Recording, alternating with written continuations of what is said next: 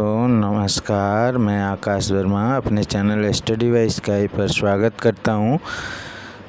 जो नोटिफिकेशन निकला था यूपीपीसीएल का, उसमें बहुत से लोगों का कन्फ्यूजन रहता है कि कुछ चीज़ों को लेकर के कि इसमें क्या कब का जात प्रमाण पत्र लगेगा, कितनी सैलरी मिलेगी। तो ये सब डाउट मैं इसी वीडियो में क्लियर कर दूंगा आपका। ठीक है, सबसे पहली चीज़ ये समझ लीजिए कि आपका जो ये पोस्ट है, ठीक है, ये विद्युत का है, लाइन का नहीं पोस्ट है। ठीक है, ये चीज़ ध्यान रखिएगा। ये जो पोस्ट है विद्युत का है, टेक्नीशियन विद्युत लिखा हुआ है, इसका पोस्ट है, ये लाइन का पोस्ट नहीं है। तो ये आपका क्लियर हो गया। इसको एसएसओ भी बोलते हैं, सब स्टेशन ऑपरेटर। ठीक है, आगे देखते हैं। आपका जो एग्ज़ाम होगा आपका सीबीटी होगा, कंप्यूटर बेस्ड एग्ज़ाम होगा। ठीक है, अब पद देख लेते हैं। तो अनारक्षित जो है जनरल पद है, जो जनरल पोस्ट है वो आपका 357 है। ठीक है, और ओबीसी के लिए 241 है। ठीक है, तो ये टोटल सीट मिला करके 891 सीटें हो रही हैं। ठीक है, अच्छा सीट है। इसकी तैयारी करेंगे जो भाई लगे हुए हैं या पहले से तैयारी कर रहे हैं, उन लोगों का एग्ज़ाम ज़रूर क्वालिफाई होगा। ठीक है, अब आपको आगे देखते हैं। इसमें देखिए, आधार कार्ड होना ज़रूरी है, और या आधार कार्ड नहीं है तो कोई भी एक आइडेंटिटी कार्ड होना ज़रूरी है। ठीक है, अब आगे देखते हैं। बहुत से लोगों का क्वेश्चन रहता है कि सैलरी कितनी मिलेगी। तो मैं आपको एक वीडियो में भी बता चुका हूँ, फिर दोबारा से बता रहा हूँ। अगर आप एक क्लास सिटी में हैं, जैसे कानपुर, लखनऊ, गोरखपुर, इलाहाबाद, बनारस, गाज़ियाबाद, मेरठ, गौतम बुद्ध नगर, जिसको नोएडा भी कहते हैं, तो इन सब जगहों पे हैं, तो आपको सैलरी जो है फर्स्ट मंथ की अप्रॉक्स 35,000 मिलेगा। ठीक है, अगर इसके अलावा अदर सिटी में है तो आपको लगभग 33 या 30 मिलेगा। ठीक है, 30 प्लस ही रहेगा, इस चीज़ ध्यान रखिएगा। आपका वेतन क्लियर हो गया। अब आगे आइए देखते हैं ट्रेड में इसमें लिखा है एनसीवीटी दोनों मान्य है। ठीक है, और एनसीवीटी और एससीवीटी दोनों मान्य है। इलेक्ट्रीशियन और इलेक्ट्रिकल जो कौशल विकास के तहत हुआ था प्रोग्राम, वो भी वैलिड है। ठीक है, तो जो लोग कौशल विकास के अंतर्गत किए हैं उनका भी वैलिड है, लेकिन 2 साल का होना चाहिए, ये ध्यान रखने वाली बात है। ठीक है, एज लिमिट जो है काफ़ी ज़्यादा है, मतलब 40 वर्ष तक के लोग भर सकते हैं। ठीक है, इसमें देखिए यहाँ पे लिखा हो डिस्टेंस लर्निंग मान्य नहीं है। ठीक है, अब आइए आगे देखते हैं। यहाँ पे देखिए, जो अदर स्टेट के होंगे, जैसे बिहार हो गया, हरियाणा हो गया, राजस्थान हो गया, इन सब जगहों के जो लड़के हैं उनके लिए क्या है कि वो जनरल में काउंट होंगे। ठीक है, और जो ओबीसी वगैरह हैं या एससी कैंडिडेट हैं उनके लिए छूट मिलेगा। ठीक है, और यहाँ पे देखिए लिखा है अप्रेंटिसशिप जो किए हुए हैं उनको 2 वर्ष की और छूट मिल जाएगी। ठीक है, आगे देखते हैं। अब यहाँ पे देख लीजिए आप लोग, जैसे जो अन्य पिछड़ा वर्ग है, ठीक है, ये अन्य पिछड़ा वर्ग ईडब्ल्यूएस जो है, ठीक है, और यहाँ पे दिया हुआ है, तो आप लोग पढ़ लीजिए। अनुसूचित जात, अनुसूचित जनजात, इन लोगों को आरक्षण मिलेगा। ठीक है, आइए आगे देखते हैं। अब यहाँ पे जनरल कैटेगरी का फीस जो है 1180 है, और अनुसूचित जनजाति के लिए यहाँ पे 826 रुपये हैं। ठीक है, फ़ीस का कोई इशू नहीं है। बहुत से लोग सोचते हैं फ़ीस ज़्यादा है, तो इसका 2 फ़ायदा भी है कि एक तो समझिए कि कम लोग भरेंगे, जिनको लगेगा कि मैं एग्ज़ाम निकाल लूँगा इस परीक्षा में, वैसे लोग नहीं बैठेंगे कि चलो एक कोई भी फॉर्म आया है भर देते हैं, तो इस टाइप के लोग नहीं बैठेंगे। ठीक है, इन सब चीज़ों से आपको आप ही का फ़ायदा है जो लोग तैयारी कर रहे हैं उनके लिए। अब देखिए यहाँ पे लिखा हुआ है कोई भी प्रमाण पत्र हो। ठीक है, जैसे जो आपका जात प्रमाण पत्र है वो 31 3/2022 के बाद का होना चाहिए। ये लाइन आपको ध्यान होना चाहिए, ठीक है। और निवास प्रमाण पत्र जो है आपका 2019 के बाद का होना चाहिए। तो ये चीज़ आपको ध्यान रखने वाली बात है। जो लोग यूपी से हैं वो अगर निवास प्रमाण पत्र नहीं बनवाए हैं, अगर 2019 के बाद का है तो ठीक है, अगर उससे पहले का है तो आप लोग बनवा लीजिए। आपको डॉक्यूमेंट वेरिफिकेशन के टाइम पे दिखाना पड़ेगा, ठीक है। अब देखिए 2 गुने लोग शॉर्ट लिस्टेड किए जाएंगे, ठीक है। मतलब जब पहला एग्ज़ाम दे देंगे आप लोग तो उसके बाद 2 गुने लोग शॉर्ट लिस्टेड किए जाएंगे, ठीक है। एक पोस्ट पे मतलब लगभग 1700 लोग जो है शॉर्ट लिस्टेड किए जाएंगे, ठीक है।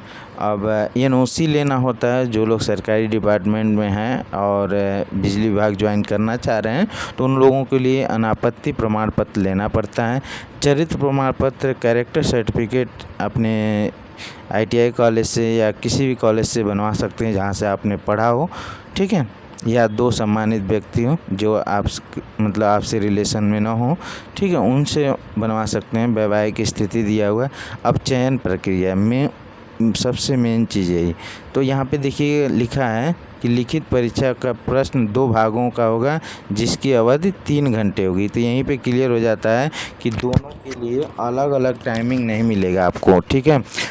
एक ही टाइम मिलेगा, मतलब 3 घंटे दोनों पेपर के लिए, तो आपको उसमें सॉल्व करना। अब यहाँ पे देखिए ये जो है CCC से संबंधित क्वेश्चन पूछे जाएंगे जो 50 प्रश्न होंगे, ठीक है। 1 अंक का होगा, अधिकतम 50 अंकों की होगी। और अगर क्वेश्चन गलत करेंगे तो ऋणात्मक होगा 1/4, ठीक है। 4 क्वेश्चन गलत कर देंगे तो 1 नंबर कट जाएगा। और इसमें कम से कम 20 नंबर लाना मैंडेटरी है।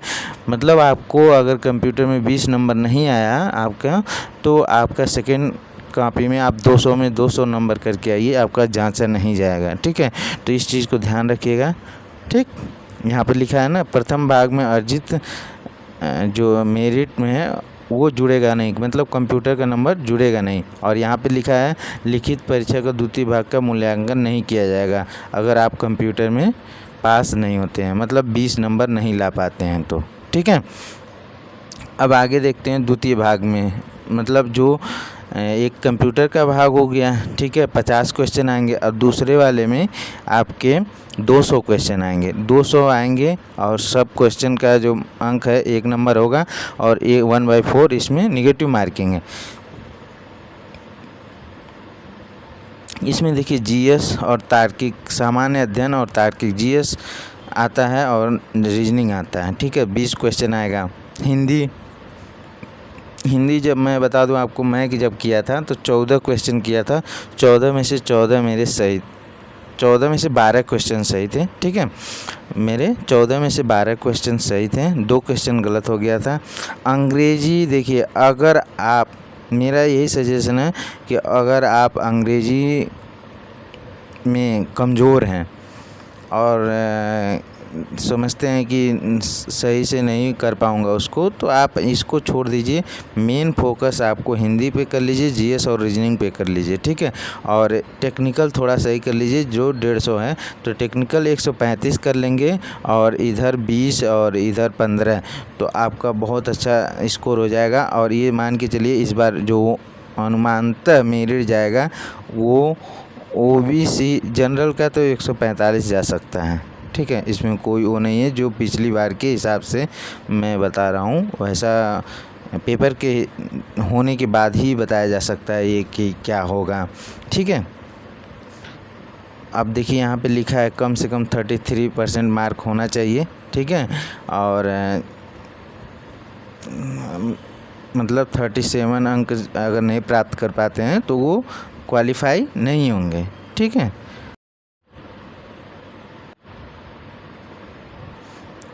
यहाँ देखिए 67 नंबर दिया हुआ है, ठीक है। ये जो 67 नंबर मिनिमम लाना होता है, ठीक है, तभी आप क्वालिफाई माने जाएंगे, ठीक है। और परीक्षा देख लीजिए कहाँ कहाँ पे होगा आपका, लखनऊ, बनारस, मेरठ, आगरा, कानपुर, इन जगहों पे होगा। पहले नोएडा वगैरह का नाम रहता था, पता नहीं इस बार इसमें लिस्ट में नहीं है, हो सकता है कि एग्ज़ाम वहाँ पे भी कंडक्ट हो, ठीक है। अब आगे देखते हैं। और मैं आपको एक चीज़ और बता दूं, अगर आप यूपी SSSC के थ्रू एग्ज़ाम देते हैं तो हो सकता है आपका 3 से 4 साल 5 साल भी लग सकता है ज्वाइनिंग होने में, बट यूपी PCL आपको 6 से 8 महीने में आपको ज्वाइनिंग दे देता है। और आपका ये डेट याद कर लीजिए, 27 तारीख से शुरू हो रहा है। जो लोग डॉक्यूमेंट बनाने के लिए मतलब निवास और जात प्रमाण पत्र नहीं है तो वो लोग अपने बनने के लिए दे दें, ठीक है। और अभी से तैयारी शुरू कर दीजिए, अब रेस्ट नहीं करना है, ठीक है। और एग्ज़ाम डेट देखिए लिखा हुआ है नवंबर। अगर सब कुछ बिल्कुल सही चलता रहा तो आपका नवंबर के चतुर्थ सप्ताह में एग्ज़ाम हो जाएगा हर हाल में, ठीक है। और इस बार थोड़ा सा दशहरा का मेला जो है 10 दिन है मतलब तो उसमें क्या है कि आपको ज़्यादा घूमना नहीं है। थोड़ा सा इस बार दशहरे में थोड़ा सा अपने आप को मैनेज करिए। कहने का मतलब ये है कि ज़्यादा घूमने की ज़रूरत नहीं है। अगर आप एग्ज़ाम क्वालिफाई कर लेंगे तो आपके लिए रोज़ दशहरा और दीपावली हो जाएगा, ठीक है। तो इसी उम्मीद के साथ मैं आपको शुभकामनाएँ देता हूँ। और अगर मेरी द्वारा दी गई जानकारी अच्छी लगी हो तो मेरे चैनल को सब्सक्राइब करें, शेयर भी करें, लाइक करें। धन्यवाद।